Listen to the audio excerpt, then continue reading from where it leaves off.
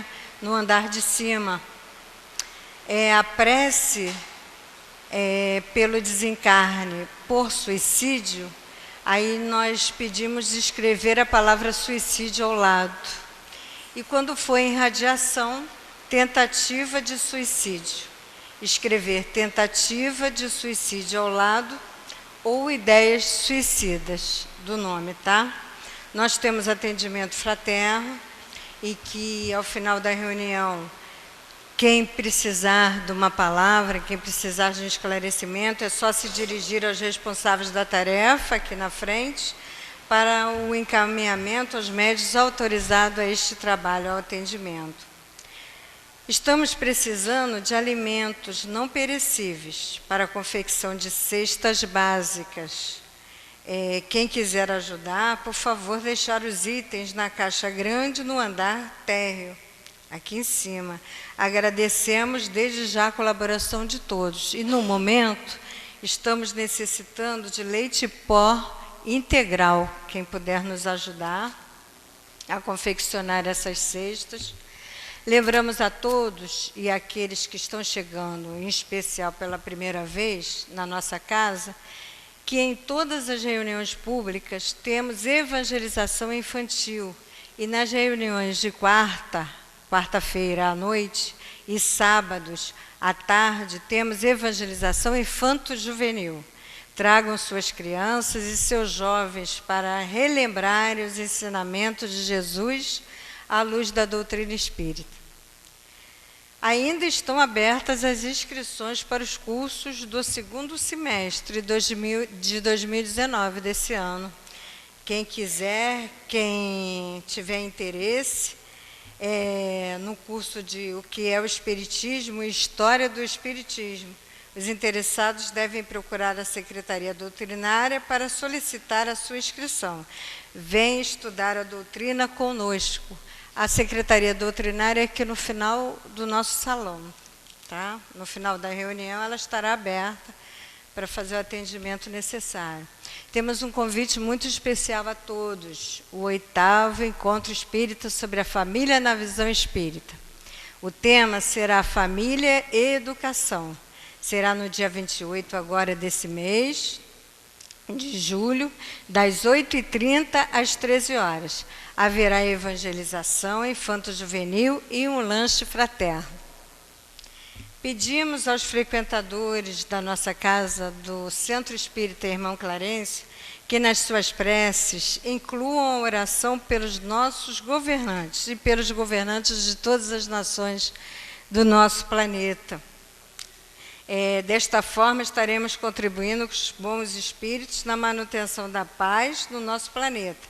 Incluir também a prece em especial pela nossa obra, que está sendo realizada aqui na casa. Pedimos também a todos que nas dependências do subsolo e no salão, onde nós nos encontramos no momento, não usar para alimentação, não fazer uso de aparelhos celulares. Agradecemos a todos a compreensão e a colaboração. Agora vamos à leitura da nossa página, que recebemos ao adentrarmos na nossa casa, que fala, que tem o tema a sobrevivência do espírito. Guardando no coração a certeza íntima da sobrevivência do espírito, após a morte do corpo, o homem criará excelente estímulo à crença. E, mais ainda, fará com que as comunicações entre vivos e mortos, segundo a conceituação da Terra, se façam de modo mais constante e mais consistente também. Muitas vezes creem vocês que os desencarnados estão longe e que precisam de veículos extraordinários para se manifestarem. Entretanto, nem sempre isso é necessário. Normalmente, nos comunicamos através da intuição. A simples presença de um desencarnado junto aos encarnados pode provocar nestes lembranças, situações de saudades ou até mesmo situações de pura afetividade. Sempre que isso acontecer, creiam que um daqueles amigos espirituais, um daqueles irmãos que já estão no plano invisível de vocês, se aproximou. E está passando a notícia, o sentimento, a ideia de que está vivo e não desapareceu.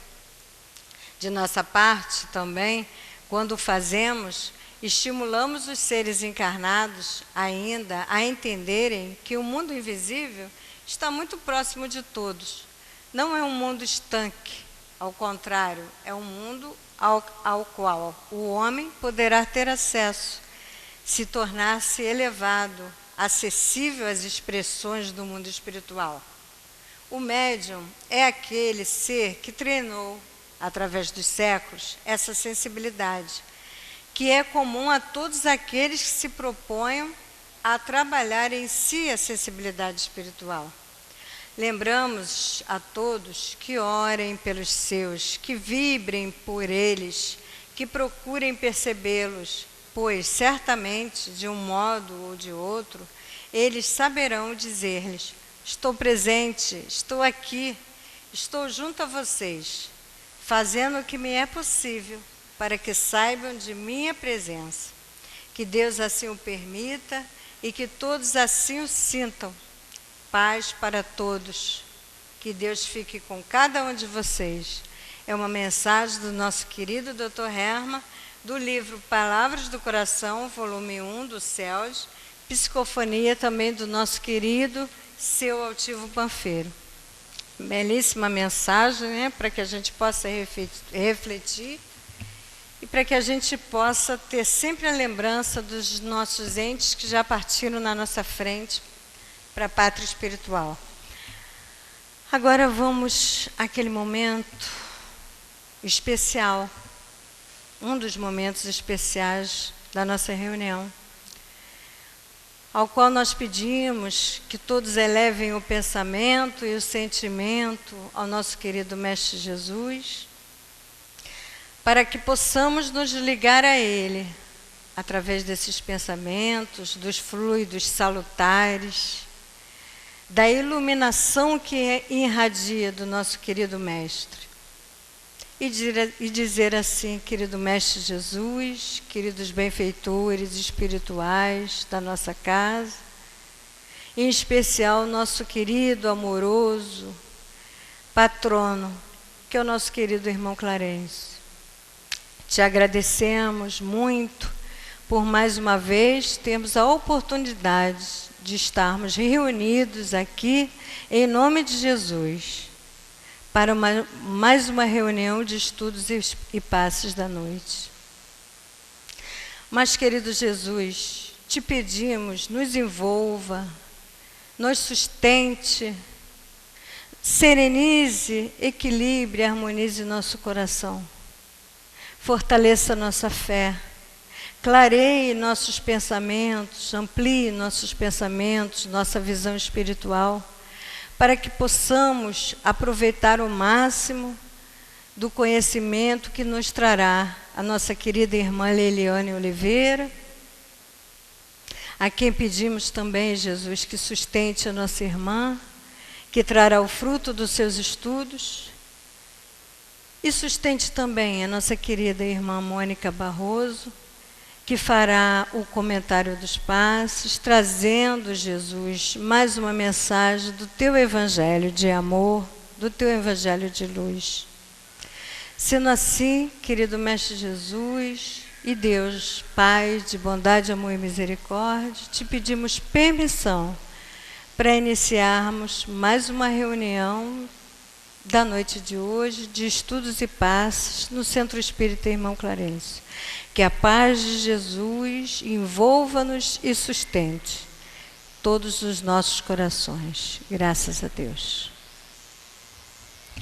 A nossa reunião da noite de hoje é baseada no Livro dos Espíritos, e os itens do livro a serem estudados é do capítulo 9, da segunda parte, que fala da intervenção dos espíritos no mundo corporal.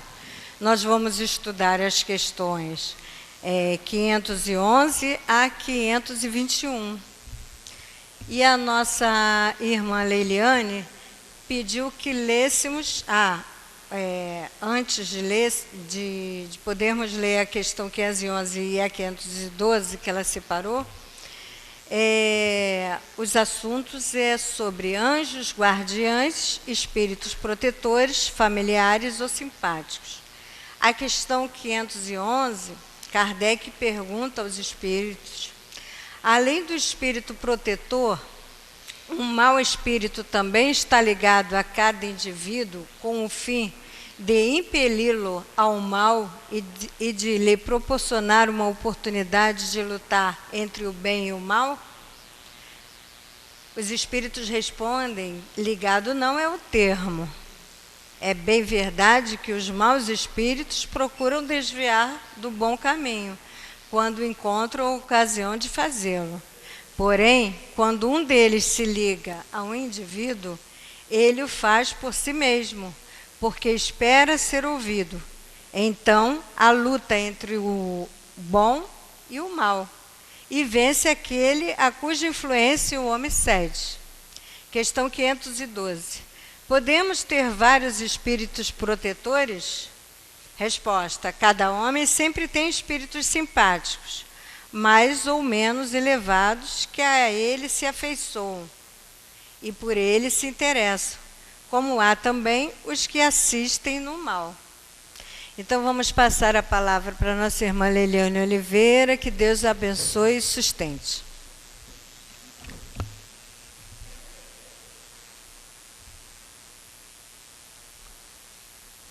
Boa noite, meus irmãos.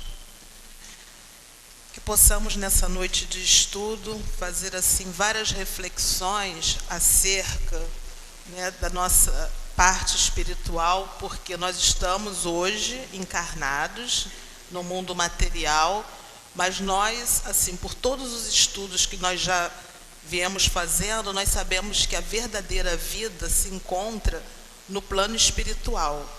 Então, nós, assim, no nosso dia a dia, nós temos que nos prepararmos para isso. E outra coisa, nós temos que acostumar com essa ideia. Porque nem sempre a gente acha, assim, que... A gente meio que se acha meio imortal na carne, né? E quando um ente querido parte, a gente passa pelo luto, que é muito normal. Uma pessoa que a gente ame, um amigo, um parente, mas nós temos que começar a acostumar mais com essa ideia de que a verdadeira vida se encontra na vida espiritual. Então, como Kardec traz para a gente, várias informações, vamos começar hoje o nosso estudo com esse livro aqui, Entre a Terra e o Céu. É uma instrução que Clarencio nos traz, que Clarencio é da colônia Nosso Lar, E ele fala sobre a prece. Então ele nos ensina assim: a prece, qualquer que ela seja, é a ação provocando a reação que lhe corresponde. Conforme a sua natureza, paira na região em que foi emitida, ou eleva-se mais ou menos, recebendo a resposta imediata ou remota, segundo as finalidades a que se destina. Desejos banais encontram realização próxima na própria esfera em que surgem. Impulsos de expressão, algo mais nobre, são aparados pelas almas que se enobreceram. Ideias e petições de significação profunda na imortalidade remontam às alturas. Por que eu quis destacar esse ensinamento de Clarencio com relação à prece? Porque nós estamos sempre em busca de alguma coisa. Ou se não for em busca de alguma coisa, a gente pede proteção, a gente pede que, se tem uma prova, que se saiamos bem naquela prova. que alguma coisa que a gente queira realizar seja realizado de uma forma positiva, né? Que tenha sucesso. Então, quando nós fazemos uma prece, nós seremos atendidos de qualquer maneira, de qualquer forma. Mas é como Clarencio aqui esclarece. Se for um assunto banal, né, mais corriqueiro do nosso dia a dia, nós seremos atendidos por esses espíritos que estão mais ligados à face da Terra, né? Esses espíritos que estão mais conosco no nosso dia a dia. Se o objetivo for mais nobre, né? Então aí, vamos supor, um cientista, né, tentando lá descobrir alguma coisa lá. Então, aí já tem que ter espíritos, né, de uma outra grandeza para poder fazer esse atendimento. Então, de qualquer forma, nós somos atendidos. E os nossos familiares, né, que já desencarnaram, nossos amigos, eles também nos visitam. Pode ser através de um sonho, através de uma intuição. Às vezes a gente tem uma sensação que a pessoa está chegando em casa, né, se for um espírito que morava na casa juntamente com a gente. Então, isso tudo nos dá a garantia de que nós não estamos sozinhos, mesmo quando estamos, né? Tem sempre algum espírito ali nos envolvendo, nos trazendo alguma presença. Mas aí fica o X da questão, como Kardec coloca aqui, se sempre, né, é acompanhado maus espíritos dos bons espíritos. Aí tudo vai depender de quê? Nós temos a nossa mente, né? A nossa mente, ela é um receptor e ela também é um transmissor. Então, essa situação de atração vai depender do quê? Do que nós estamos pensando, do que nós estamos sentindo. Se nós estamos pensando em coisas, né, interessantes, positivas, elevadas, né, não tão elevadas, porque a gente ainda não está nesse nível, mas mais ou menos, então a gente consegue atrair espíritos do bem. Agora, quando nós estamos perturbados, fixados na mesma ideia, pensando sempre a mesma coisa, que tipo de espíritos que nós vamos atrair? E aí fez a pergunta, né? Se Deus permite que isso aconteça. Permite. Por quê? Porque nós temos o livre-arbítrio. Então, quem vai tomar essa decisão de querer estar bem acompanhado ou mal acompanhado, somos nós mesmos. Quer ver? Eu vou dar um exemplo assim bem simples, para a gente poder entender isso melhor. Nós temos a nossa casa material. Na maioria das casas tem portão, tem porta, algumas botam até câmera, né, de vigilância, a janela tem grade, tudo bem. Isso para quê? Para você não permitir que pessoas estranhas entrem nessa casa. Muito bem, tem tudo isso. Mas se você deixar a porta aberta, se deixar o portão aberto, quer dizer, a porta está ali, o portão está ali, a câmera de vigilância também, mas você deixou a porta aberta. Então, qualquer um pode entrar. A mesma coisa acontece com a nossa casa mental. Nós temos o nosso anjo guardião, nós temos os nossos protetores, mas quem tem que vigiar essa casa mental somos nós. Porque senão a casa fica aberta. E aí qualquer um entra, qualquer um se aproxima.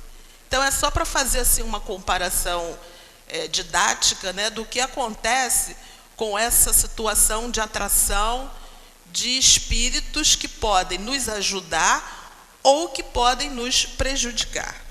Quando nós somos crianças, geralmente, né, quem tem criança na família, sempre, não vou dizer sempre, mas algumas crianças, né, a maioria das crianças tem essa sensibilidade com o plano espiritual. Então ela vê, às vezes, mesmo sem conhecer, ela descreve que ela está falando com fulano, com cicrana. Aí você pergunta, mas como é essa pessoa? Aí ele vai lá e descreve, né? A criança vai lá e descreve. Aí pela descrição, aí você fala, é fulano, é cicrano. Então, essa conexão, né, esse intercâmbio com a parte espiritual, É o tempo inteiro, ele é constante, é desde sempre. Não tem nenhuma novidade quanto a isso. Aí, seguindo aqui a nossa leitura, na 513 pergunta assim: os espíritos simpáticos agem em virtude de uma missão? Algumas vezes podem ter uma missão temporária, porém, com mais frequência, são atraídos somente pela semelhança de pensamentos e de sentimentos, tanto para o bem quanto para o mal. Eu meio que já respondi isso, né? Porque tudo vai depender dessa simpatia. Se você tiver, por exemplo, com uma ideia de fazer um projeto na sua casa, um exemplo, fazer uma arrumação diferente, você pode atrair sim um espírito que já tenha trabalhado com decoração. Qual é o problema? Nenhum. Por quê? É uma coisa corriqueira, é uma coisa banal? É. Mas se ele achar que, se ele vier ali e te dar uma intuição, não bota esse sofá aqui não, ou coloca tal coisa ali, tira isso, é uma coisa simples, muito simples. Mas eles estão ali presentes e dão essas ideias sim. Tanto é que quantas vezes a gente, às vezes dorme, quando acorda, nossa, tive uma ideia, né? Então é porque algum espírito deu essa orientação, uma vez que você não tem conhecimento sobre aquela área.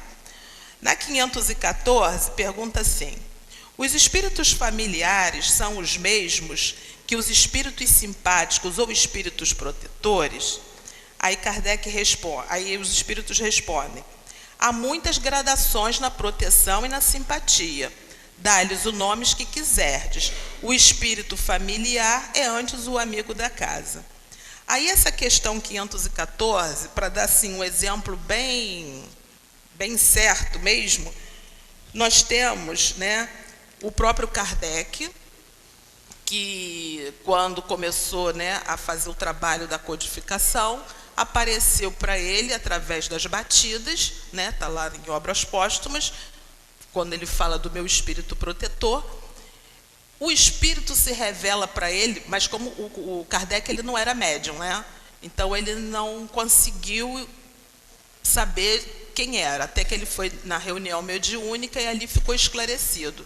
E esse espírito protetor diz assim: sou um espírito familiar. Para você, eu serei conhecido como o espírito de verdade. Então, quer dizer, olha só, Kardec tinha uma missão, né, grandiosa.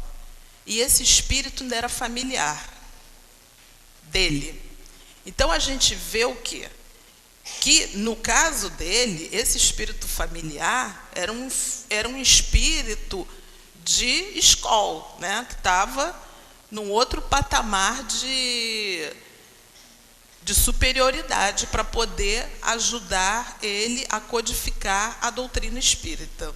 Esse era o espírito familiar de Kardec. Nós também podemos dar como exemplo o que aconteceu com Chico Xavier. O Chico, né, ficou órfão de mãe muito cedo, muito jovem. E aquela família numerosa, né, parece que eram 9 filhos. O que aconteceu? O pai, sem a menor condição de criar, porque o pai dele era vendedor de loteria, sem a menor condição de criar os filhos, ele distribui, cada um na casa de um parente. O Chico foi para a casa da madrinha, né? Eles eram da igreja católica e tal, o Chico tinha uma madrinha. Só que a madrinha era muito má, muito má. Inclusive o Chico fala, né, que quando no enterro da mãe, depois do sepultamento, eles vão caminhando já para ir para a casa da madrinha, ele procura a mão, né, da madrinha para poder ir de mão dada com ela, né, um apoio moral ali, sentimental. A madrinha ignora. E a vida do Chico na casa dessa madrinha é o que nós poderíamos dizer que foi um verdadeiro inferno. Ela foi muito má. E aí o que o Chico fazia? Levava surras desnecessárias. porque como o Chico também tinha as visões, né, desde cedo, e naquela época não tinha o esclarecimento, então ele era tido como um menino maluco, né? E a ponto até do pai um dia lá querer internar ele. E ele, assim, passava muitas situações difíceis com essa madrinha, a ponto da madrinha pegar o garfo e espetar a barriga dele. Então o Chico vivia com a barriga espetada, e um dia ela foi tão fundo que ele foi obrigado a andar até com um camisolão para esconder, né? Ela obrigou, claro, para esconder aqueles ferimentos na barriga. Então o Chico chorava, né? Ia para o quintal, e aí quem consolava Chico? A mãe dele, que estava morta, que era a Maria João de Deus. Então ela aparecia para ele, era sempre assim, né? Aqueles quintais lá do interior, com árvores, né? Então ela aparecia sempre para ele naquele mesmo local, dando forças a ele, dizendo para que ele ficasse calmo, ficasse tranquilo, que uma hora aquela situação passaria, porque um anjo ia ajudá-lo. Então, ela, nessas orientações, ela dava forças a ele, né? Então, quer dizer, um espírito familiar, a mãe dele que havia desencarnado. E a partir desses encontros com a mãe, ele foi tomando mais assim coragem para enfrentar aquela situação, até que um dia o pai dele se casa novamente com uma mulher chamada Cidália. E aí a vida do Chico se transforma, porque ela pede, né, o marido para que junte a família novamente, vai recolhendo os filhos, e aí essa mulher aí já foi o anjo que a mãe de Chico tanto dizia que ele uma hora encontraria esse anjo. Então, o que a gente percebe desse exemplo, tanto de Kardec quanto de Chico? Que os nossos familiares, eles podem fazer aquilo que eles podem, é o que está ao nosso alcance. No caso do Kardec, era espírito familiar da família espiritual, né? No caso do Chico, além do espiritual, que com certeza eles já deviam ter, né, esses encontros de outras encarnações, e era mãe mesmo material. E nós também temos, né, a história do Divaldo, porque o Divaldo, a mentora dele, hoje, atual, é Joana de Ângeles. E contado por ele mesmo, eles já tiveram 2 encarnações muito próximos como familiares. Uma foi na época de Jesus e a outra foi a época de Francisco de Assis. E que daquela reencarnação, após do encontro da época de Francisco de Assis, aí somente os encontros foram espirituais. Então a gente vê que as coisas vão acontecendo de muito tempo, né? De muito tempo. Então agora vamos ler a questão 515. O que se deve pensar dessas pessoas que parecem ligar-se a certos indivíduos para levá-los fatalmente à sua perda ou para guiá-los ao bom caminho? Certas pessoas exercem efetivamente uma espécie de fascinação sobre as outras, que parece irresistível. Quando isto se dá para o mal, são maus espíritos que se servem outros espíritos maus para melhor subjugar. Deus pode permiti-lo para vos experimentar. Então, são aquelas aproximações, né, que nos chegam e que já causam algum desconforto.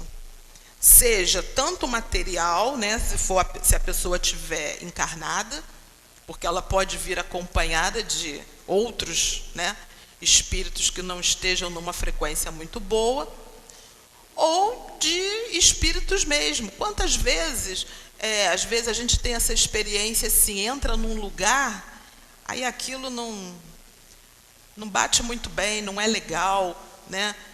aí você já não quer ficar ali porque alguma coisa dentro de você não está te dizendo para não ficar ali, né? Porque aquela ambiência ali não está boa.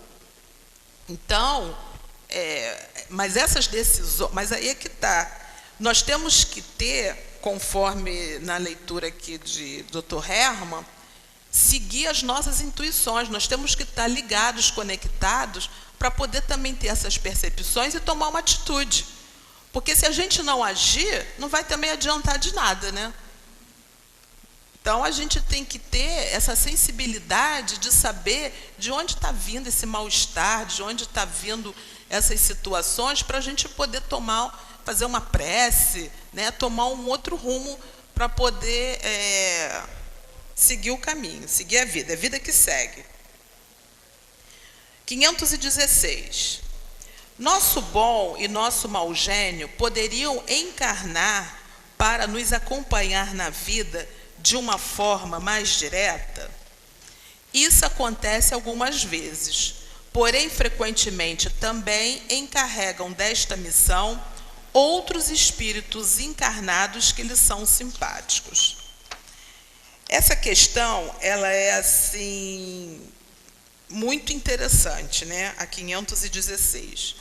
Porque às vezes o que acontece é aquela pessoa que nasce, né, no seio familiar, comprometida, né, com alguns compromissos assim difíceis, e a gente tem que aprender a lidar com isso. Por isso que aqui repetidamente, né, se fala na evangelização, né, infanto-juvenil, porque enquanto a criança ainda está, né, naquela pureza, vamos colocar assim, né, embora seja um espírito com essa bagagem não tão boazinha assim, mas tem condições de melhorar esses sentimentos nela. Tem condições de fazê-la refletir. Porque o que acontece? Todos nós precisamos passar por reflexões. Porque quando a gente reflete e aquela informação faz sentido na nossa razão, a gente consegue mudar. A gente não muda enquanto alguma coisa está sendo imposta. Porque aí aquilo não faz sentido para a gente. Embora seja o certo. Mas aquilo não faz sentido. Se não faz sentido, como é que eu vou mudar? Então, quando se pede para trazer as crianças para a evangelização, é para fazer com que elas raciocinem em cima de situações que façam sentido. Aí ela começa a ver que realmente poderia ser de uma outra forma, que não precisa colocar aquela carga, né, tão assim, de afrontamento, de sentimento mesmo de luta corporal. Aquilo ali pode ser melhor, pode ser mais abrandado, né? Eu agora vou contar também um caso aqui do Divaldo. O Divaldo tem aquele monte de filhos, né, que todo mundo sabe, lá da Mansão do Caminho, que ele adota e tal. E ele contou que tinha um menino que já tinha passado por todas as casas, né, porque lá na Mansão do Caminho tem as casas, né, que as crianças moram, né, e cada casa tem uma tia, vamos colocar assim. E o menino, ele só gostava de arma, de fazer faca, coisas para matar, né? Então ele já tinha passado por todas as casas e ninguém mais queria ficar com aquele garoto ali porque ficava com medo, né? Que vai que numa oportunidade ele cometesse realmente um homicídio. Então o Divaldo teve uma conversa muito séria com ele e disse: olha, você já passou por todas as casas, ninguém mais quer ficar com você, então você tem que tomar uma decisão. Quer dizer, ele era criança, mas Divaldo mandou ele tomar uma decisão. E disse: se algum dia você tiver vontade de matar alguém, então mate a mim, porque fui eu que errei na sua educação. E aí o tempo passou, o menino cresceu, saiu da casa. Aí passado lá, né, vários anos, Divaldo foi dar uma palestra numa cidade e quem ele reencontra? Esse menino. Então, quer dizer, se de repente ele não tivesse sido evangelizado lá atrás, ele com certeza seria um homicida, seria um assassino. Então, a gente precisa ter muito cuidado com as crianças, que a gente não sabe quem é aquele espírito que está chegando ali na casa, né? 517. Haverá espíritos que se liguem a uma família inteira para protegê-la? Alguns espíritos se ligam aos membros de uma mesma família que vivem juntos e estão unidos pela afeição, mas não acrediteis em espíritos protetores do orgulho das raças. Então, assim, principalmente, né, no Antigo Testamento, fala muito sobre os profetas, né, e aí está mais voltado para aquela questão mesmo das raças. Mas aí Kardec traz essa informação, que alguns espíritos se ligam aos membros de uma mesma família, que vivem juntos, né, por conta dessas reencarnações, mas não tem nada a ver com espíritos protetores de orgulho das raças. Na 518, é perguntado assim: os espíritos sendo atraídos para os indivíduos pelas suas simpatias, igualmente o são para as reuniões de indivíduos por motivos particulares? Os espíritos vão preferentemente onde estão seus semelhantes. Aí ficam mais à vontade, e mais certos de serem ouvidos. O homem atrai para si os espíritos em razão de suas tendências, quer esteja sozinho, quer forme um todo coletivo, como uma sociedade, uma cidade ou um povo. Portanto, a sociedade, cidades e povos que são assistidos por espíritos mais ou menos elevados, conforme o caráter e a paixão neles dominante. Os espíritos imperfeitos se afastam daqueles que os repelem. Daí resulta que o aperfeiçoamento moral da coletividade, como dos indivíduos, tende a afastar os maus espíritos e a atrair os bons, que estimulam e entretêm o sentimento do bem das massas, como outros podem neles insuflar as más paixões. Isso aqui é uma questão assim muito séria. Por quê? Porque todos nós, né, individualmente, vivemos em sociedade. Então, nós temos as nossas atrações individuais e as atrações coletivas. Temos os nossos protetores também, individuais, e os protetores da coletividade. Na Igreja Católica, né, nós temos os santos católicos, que são protetores das cidades. Por exemplo, cidade de São Sebastião do Rio de Janeiro. Então, para a Igreja Católica, né, o protetor da cidade é São Sebastião, que foi martirizado na época, né, do cristianismo e tal, né, foi flechado. Então, será que é por acaso que São Sebastião é o protetor da cidade do Rio de Janeiro? Será que é por acaso? Eu acredito que não, né? Porque o acaso não existe, né? A imagem veio com Estácio de Sá na caravela, né, no navio, e chegando aqui, Estácio de Sá trouxe a imagem, né, e declarou como patrono da cidade do Rio de Janeiro. Aí nós vamos, assim, eu vou fazer uma leitura aqui sobre o nosso Brasil. Por quê? Porque, para a Igreja Católica, né, a padroeira do país é Nossa Senhora Aparecida. Só que nós temos esse livro aqui, Brasil, Coração do Mundo, Pátria do Evangelho, que é um livro de Humberto de Campos, onde ele nos esclarece sobre o protetor do nosso Brasil, que é... Eu vou ler aqui um pedaço. Houve uma reunião celestial, tá? Onde Jesus compareceu para poder definir algumas coisas. Então, é no capítulo 3, chamado Os Degredados. Todos os espíritos edificados nas lições sublimes do Senhor se reuniram, logo após o descobrimento da nova terra, celebrando o acontecimento nos espaços do infinito. Grandes multidões donairosas quer dizer, formosas e belas, e áreas formavam imensos hífens de luz entre a terra e o céu. Uma torrente impetuosa de perfume se elevava da paisagem verde florida, em busca do firmamento, de onde voltava a superfície do solo, saturada de energias divinas. Nos ninhos quentes das árvores pousavam as vibrações renovadoras das esperanças santificantes, e no além ouviam-se as melodias evocadoras da Galileia, fecunda e agreste antes das lutas arrasadoras das cruzadas, que lhe devastaram todos os campos, transformando-a num montão de ruínas.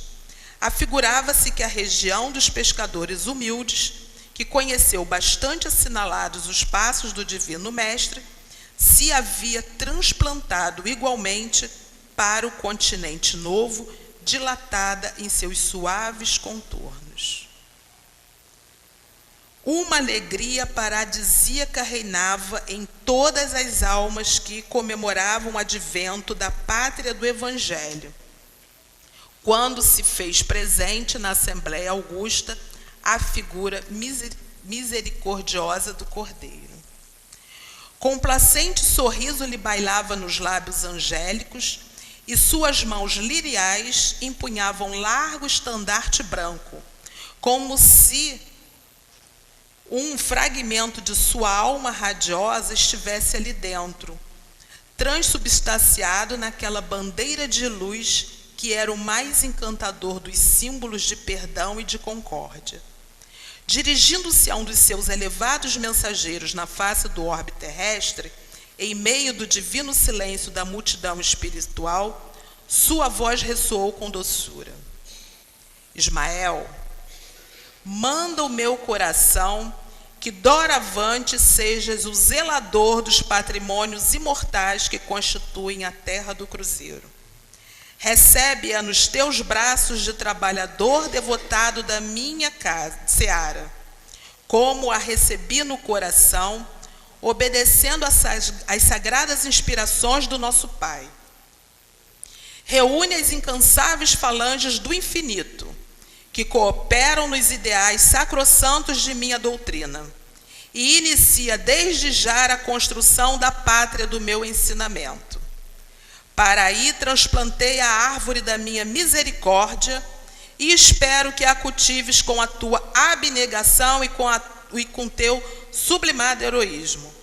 Ela será a doce paisagem dilatada do Tiberíades que os homens aniquilaram na sua voracidade de carnificina. Guarda este símbolo de paz e inscreve na sua imaculada pureza o lema da tua coragem e do teu propósito de bem servir a causa de Deus. E, sobretudo, lembra-te sempre de que estarei contigo no cumprimento dos teus deveres, com os quais abrirás para a humanidade dos séculos futuros um caminho novo mediante a sagrada revivescência do cristianismo.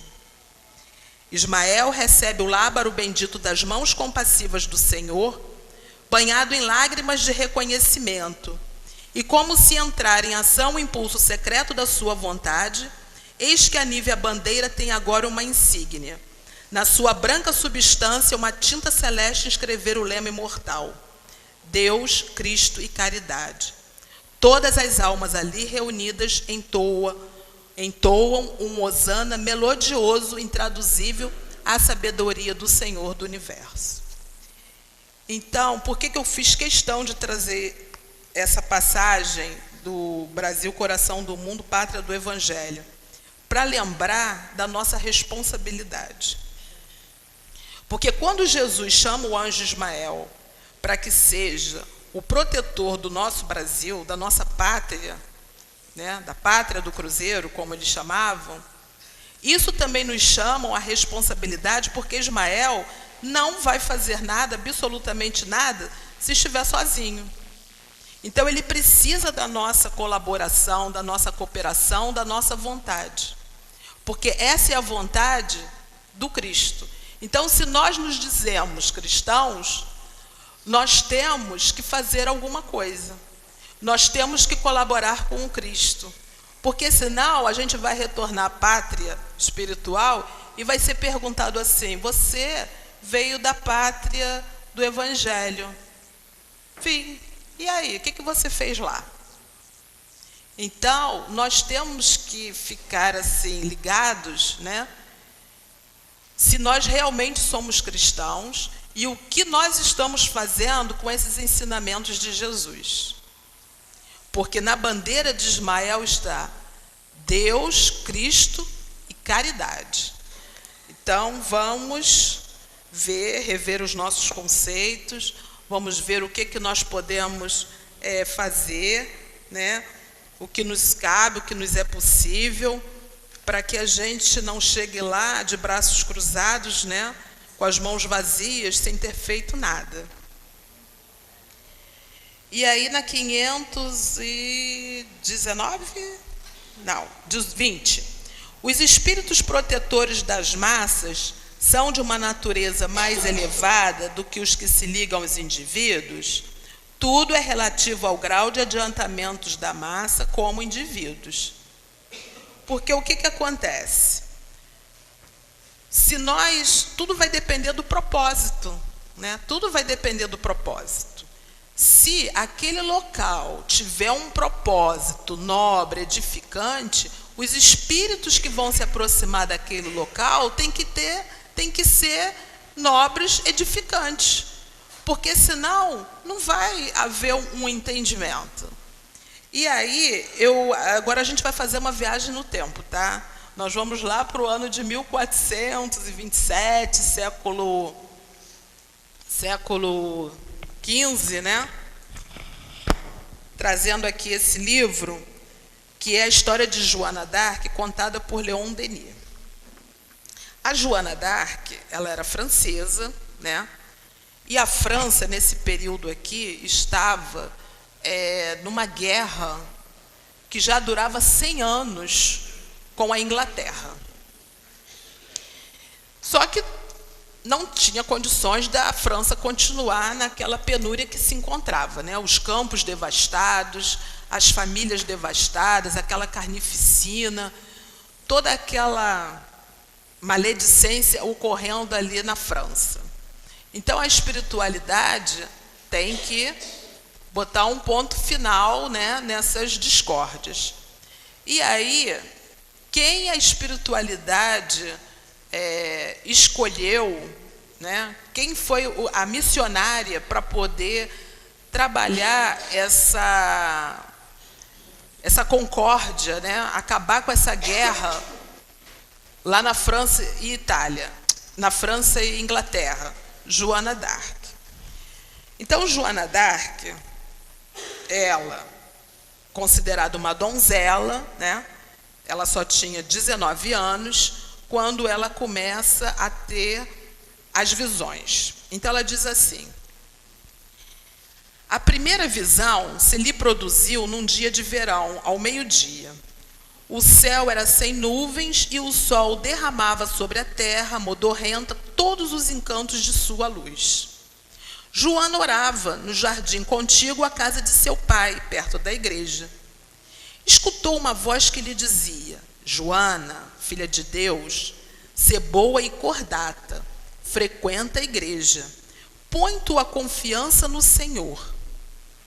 Ficou atônita, mas, levantando o olhar, viu dentro de ofuscante claridade uma figura angélica, que espremia ao mesmo tempo a força e a doçura, e se mostrava cercada de outras formas radiantes. Doutra vez, o Espírito, o arcanjo São Miguel e as santas que o acompanhavam falam da situação do país e lhes revelam a missão. É preciso que vás em socorro do Delfim, para que, por teu intermédio, ele recobre o seu reino. Joana, a princípio, se excusa. Sou uma pobre rapariga que não sabe cavalgar nem guerrear. Filha de Deus, vai, serei teu amparo, responde a voz. Imagina uma situação, uma jovem, né, com uma missão dessa. Tem uma visão e ali é dito a ela que ela precisa guerrear, que ela vai defender a França da Inglaterra de uma guerra que já durava 100 anos. Um dia, São Miguel lhe diz: filha de Deus, tu conduzirás o Delfim a Reims, a fim de que receba aí sua digna sagração. Santa Catarina e Santa Margarida lhes repetiam sem cessar: vai, vai, nós te ajudaremos. Estabelecem-se então entre a Virgem e seus guias estreitas relações no seio de seus irmãos do paraíso. Vai ela cobrar o ânimo necessário para levar a termo sua obra, da qual está inteiramente compenetrada. A França a espera. É preciso partir. Então aqui a gente já vê que tem já, né, 3 espíritos que ela cita: São Miguel, Santa Catarina e Santa Margarida, que aparecia nas visões dela para ajudar a França a se libertar da Inglaterra. Então a gente vê que quando que ninguém está desamparado.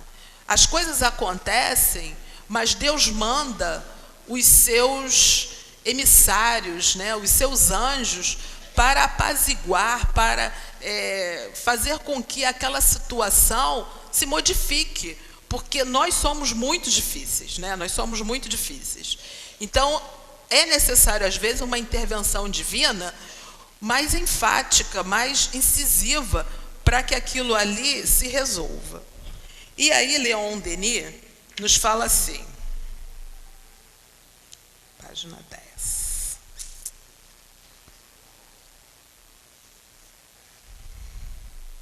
O universo nos aparece como um reservatório de forças desconhecidas, de energias incalculáveis. O infinito vertiginoso se nos abre ao pensamento, infinito de realidade, de formas, de potências vitais, que nos escapavam aos sentidos. Algumas de suas manifestações já puderam ser medidas com grande precisão, por meio de aparelhos registradores. A noção do sobrenatural se esborou, mas a natureza imensa vê os limites de seus domínios recuarem sem cessar, e a possibilidade de uma vida orgânica invisível mais rica, mais intensa do que a dos humanos se revela, regida por majestosas leis, vida que em muitos casos se mistura com a nossa, e a influência para o bem ou para o mal. E a influencia para o bem ou para o mal. O que aconteceu? Assim, eu vou deixar vocês um pouco curiosos, né, para poder lerem o livro. Só que Joana d'Arc, com toda essa sua grandeza espiritual e com a fé que ela tinha nas vozes que ela ouvia e via esses santos, ela dava uma moral para a tropa. Eu fico imaginando uma mulher pequena, né, uma mulher mignon, uma donzela, como ela era chamada, e comandando aqueles homens todos, né? Então ela tinha que se vestir também como homem, né, com aquela farda masculina, para poder impor um respeito, que na realidade esse respeito vinha da parte espiritual superior, porque se olhasse para ela, né, se desse assim, um peteleco, ela cairia, né? Mas a força do Espírito é que faz com que a vontade, a força do Espírito é que faz acontecer. E aí espíritos elevados se chega para poder dar o suporte. Tem uma passagem aqui que me chamou muita atenção nesse livro, é quando ela entra com um mínimo de pessoas, né, numa determinada cidade que estava tomada pelos ingleses, e os ingleses, em número muito maior, né, de soldados, se entregam, simplesmente pegam as armas, né, se entregam. E ela fica até meio assim, tipo, o que está acontecendo aqui? Como é que eles estão se entregando? E aí eles falam que eles ficaram muito assustados porque eles ouviram um número muito superior ao deles entrando na cidade, de passos e de cavalos. Então, olha o que a espiritualidade fez. Fez com que eles escutassem algo que, na realidade mesmo, não estava acontecendo. Por isso que Leon Denis diz que as forças invisíveis são capazes de nos trazer coisas que nós nem supomos. Então, o que precisa para que as coisas aconteçam? Que a gente tenha vontade, que a gente tenha garra, que a gente... É como o Clarencio explica aqui com relação à prece, a gente tem que ter vontade para que o nosso desejo se realize. Então, tudo depende de nós. E agora aqui, que eu estou lembrando, que eu também quero comentar, é sobre fazer pedidos, né? Às vezes a pessoa faz pedidos para um parente que já desencarnou. Não é legal. Por que não é legal? Porque a gente não sabe as condições em que ele se encontra. Porque se ele puder ajudar, ele vai ajudar.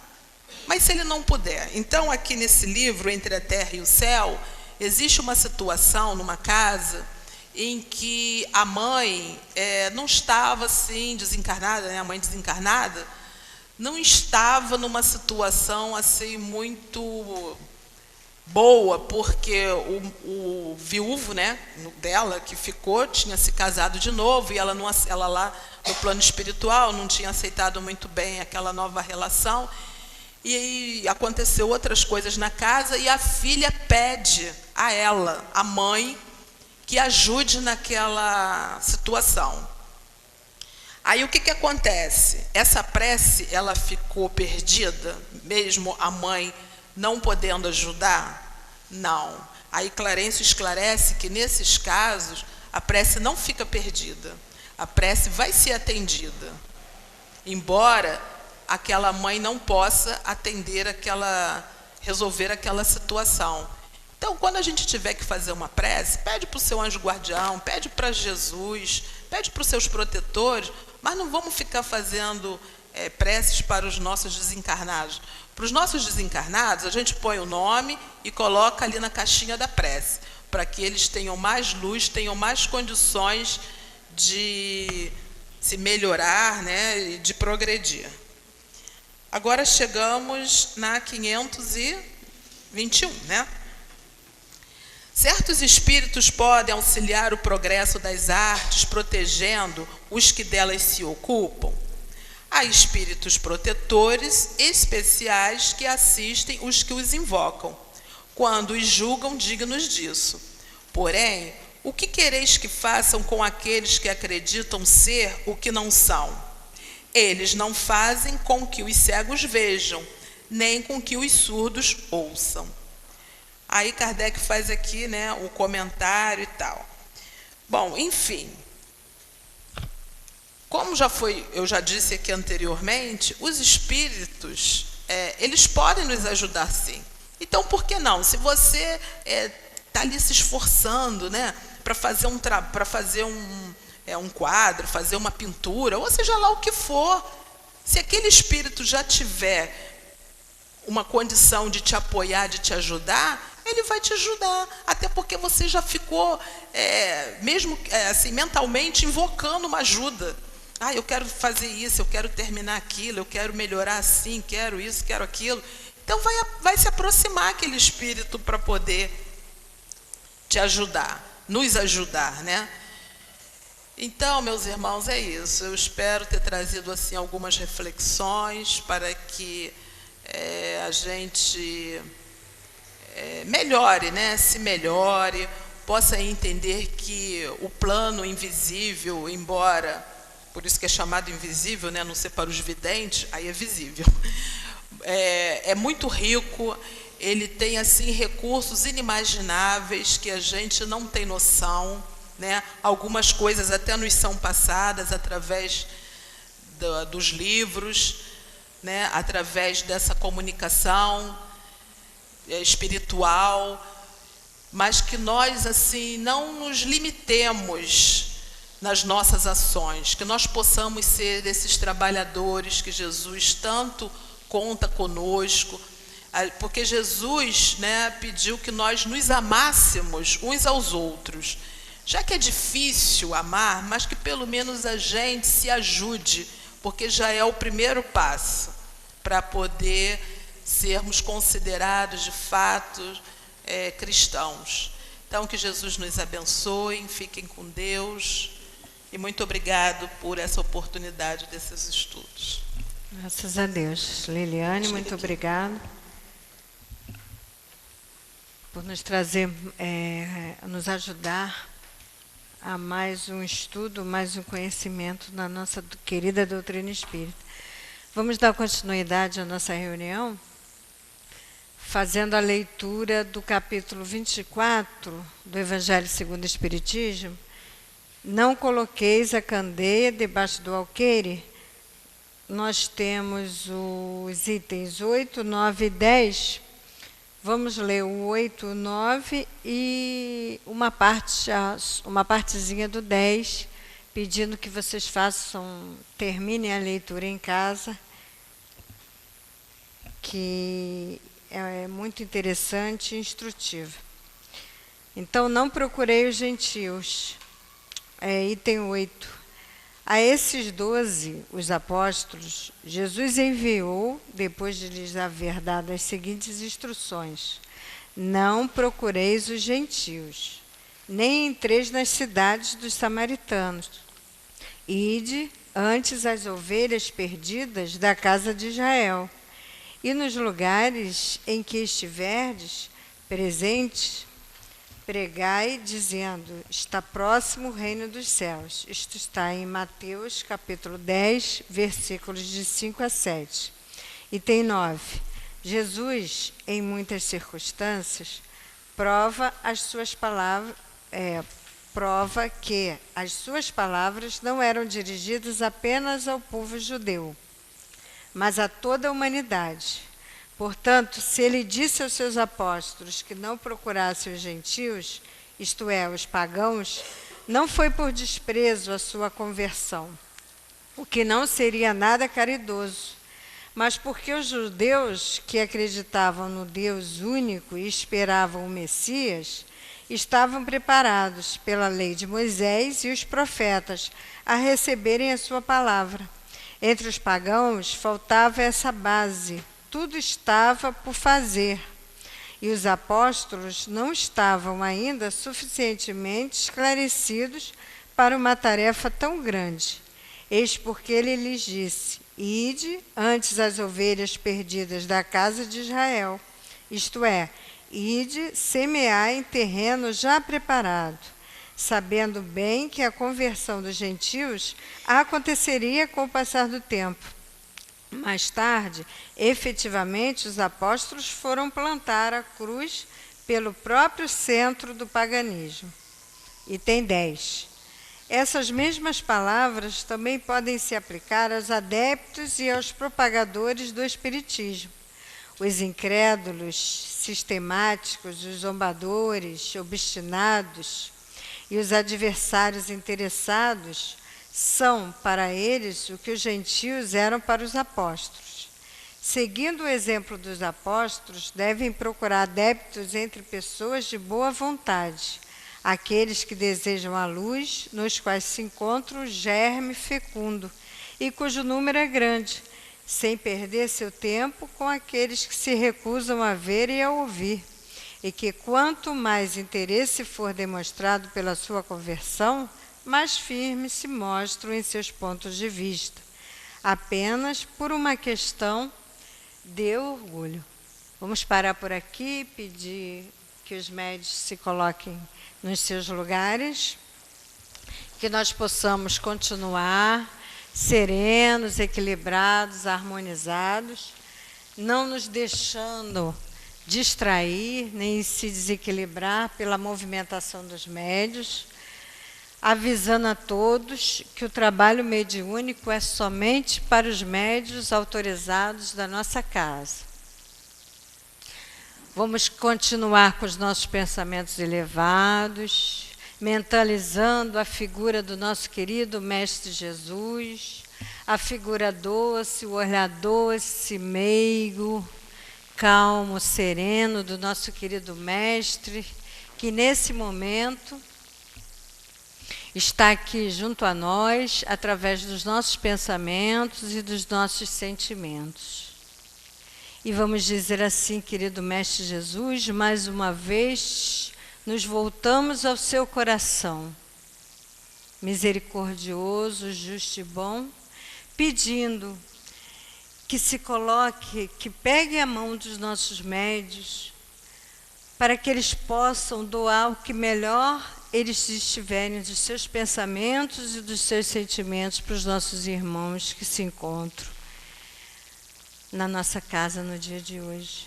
Que possamos, Jesus, fazer o nosso refazimento fluídico através do bem, através dos pensamentos salutares, de amor, de fé, de luz, iluminando toda a nossa casa e irradiando toda a luz que vem do nosso querido Mestre Jesus. Que assim seja, graças a Deus.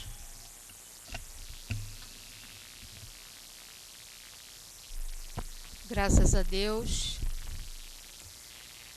Todos nós, desde o momento que tivemos os nossos primeiros contatos com a doutrina espírita, nos sentimos consolados. Parece que nos preenchemos com tantas informações, com tanto conhecimento, com tanto fortalecimento, que nos sentimos realmente empolgados em dividir com aqueles que estão à nossa volta, em especial com a nossa família, tudo aquilo que nós recebemos através da doutrina espírita. E essa mensagem de hoje, cujo título é Não Vades ter com os gentios, é extremamente importante e atual para cada um de nós. Porque muitas vezes nós queremos levar essas informações ou gostaríamos que aqueles nossos parentes, muitas vezes em situações muito difíceis, estivessem aqui na casa espírita ouvindo o que a gente está ouvindo. Ou então nós gostaríamos de levar, através da nossa própria fala, tudo que nós aprendemos para eles. Mas será que eles estão no momento apropriado para ouvir aquilo que a doutrina espírita já trouxe aos nossos corações? Ou até, como disse aqui a mensagem, né, Allan Kardec nos diz que para os apóstolos muitas vezes faltava a base. Eles ainda não se achavam bastante esclarecidos para uma tarefa tão pesada, que era levar a mensagem esclarecedora para aquelas pessoas que mal acreditavam em Deus, que acreditavam em vários deuses. Assim também nós temos muitos perto de nós que às vezes ainda não acreditam em Deus, e nós fazemos grandes esforços para convencê-los. Mas é essa então a mensagem, que nós busquemos exatamente nos dedicar àquelas pessoas que já têm interesse em conhecer a respeito da doutrina espírita, em conhecer melhor, compreender qual foi realmente a mensagem de Jesus. Não vale, né, como nos diz aqui Kardec, que nós utilizemos o nosso tempo, que é melhor que nós usemos de boa política, que é a palavra que ele usa aqui, né? Deixarmos tranquilos os outros não é dar mostra de indiferença, mas de boa política.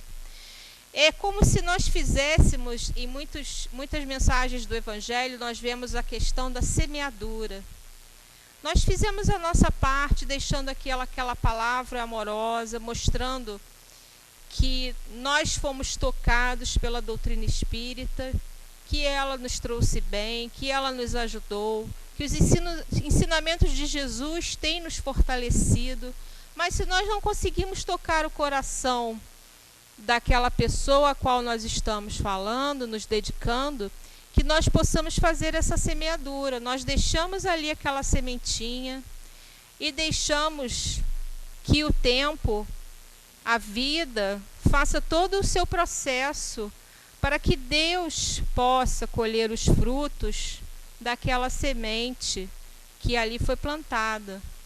Porque tudo tem o seu tempo.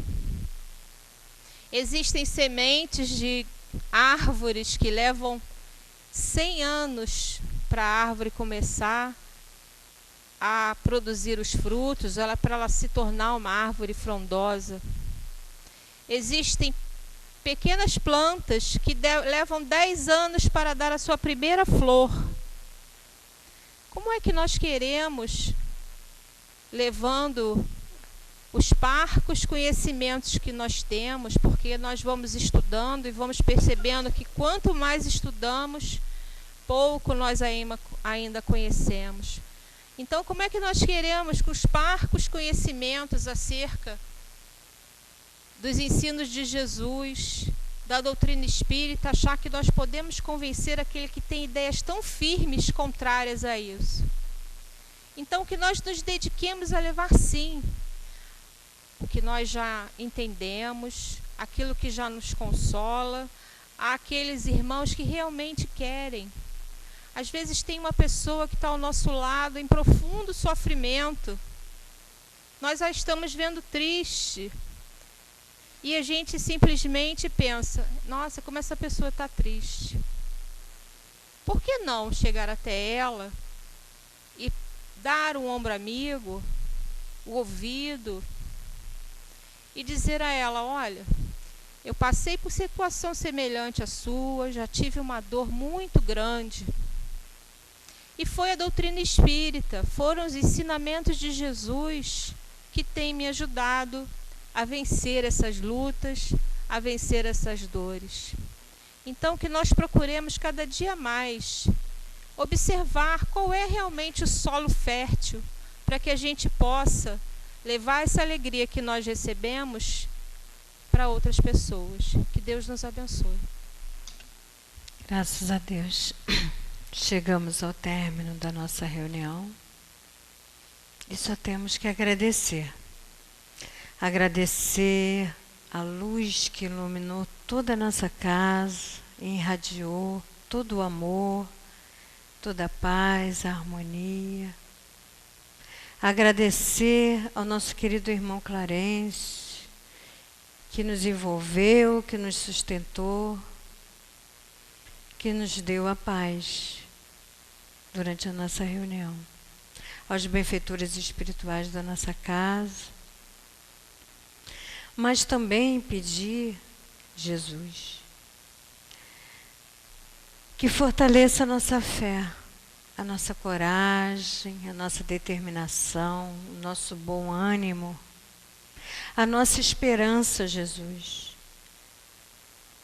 Fortaleça, amplie a nossa visão espiritual, para que possamos enxergar a verdadeira vida de espírito imortal.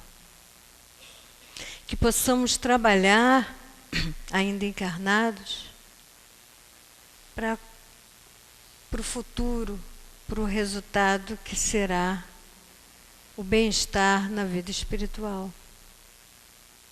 Então, Jesus, fortalece a nossa fé,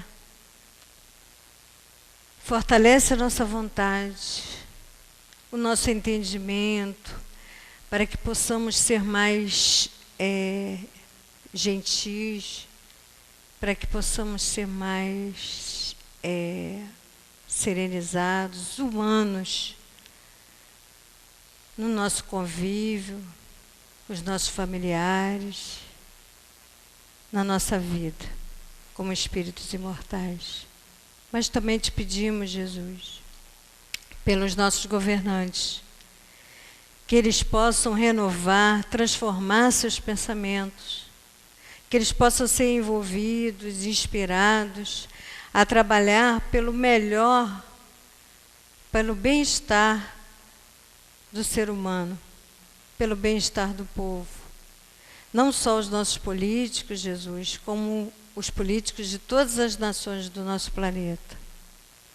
Pedimos também, Jesus, fortaleça os nossos médios, a fé, a coragem no trabalho, fortaleça os nossos frequentadores, fortaleça a nossa casa espírita, Jesus, que ela possa irradiar cada vez mais a luminosidade que vem dos nossos benfeitores espirituais.